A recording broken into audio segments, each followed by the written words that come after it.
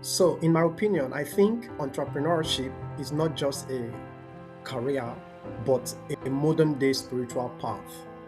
For me, becoming exposed to entrepreneurship is the ultimate gateway drugs.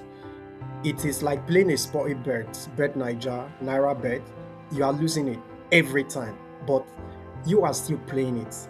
It is kind of addictive, but in a positive way, right? So, like I said, it is a gateway drugs to meditation, self awareness, optimizing energy levels, personal development, and better decision making. So, in other words, before entrepreneurship, I didn't give two fucks about all of these things. I only cared about partying, watching and playing football at odd hours, spanking, acting a fool with reckless abandon. And after entrepreneurship, I learned to optimize these areas of my life to perform at a higher level and ultimately crack the code to not just making money, but making so when you need it, however, wherever, whenever. And most people assume entrepreneurship is a commercial undertaking where you find a problem, solve it at scale, and fade off in the sunset with millions, right? And it is actually, but there's also so much more.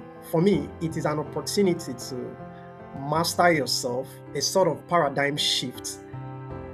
The skills you acquire along the way of this entrepreneurial journey, the habits you inculcate, you get you get in touch with the creator inside you, like getting to know yourself, that. And when you see through that lens, you quickly realize that entrepreneurship is but a spiritual journey. You start the game with conditioning and suffering and lack. Oh, with this poor mentality, but you keep growing. Poor little me. The country is rigged against me. The economy, the politics, and politicians and their policy, they won't let me grow, and all of that. Then, at some point, being consistent, you now end the game with sort of yippee, like eureka, nothing hot anymore because you are free. You started having your life in balance. So that is a hero's journey.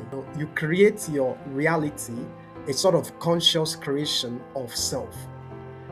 And this hero's journey makes entrepreneur a sort of spiritual undertaking. For what you gain on the other side is worth far more than the millions in your bank accounts. Taking, I Yes, kid you not. yeah, it can. I am like you just shared some very high level stuff right now. Like I had goosebumps listening to you explain, the lens that you see as entrepreneurship through, and the reason why I had this effect on me is because right now, personally, in my own journey, I am also seeing how much my own journey is also molding me. There are things about myself that I'm beginning to notice while we are building Stay Cut, right? I'm beginning to see some of my weaknesses, I'm beginning to see some of my strengths.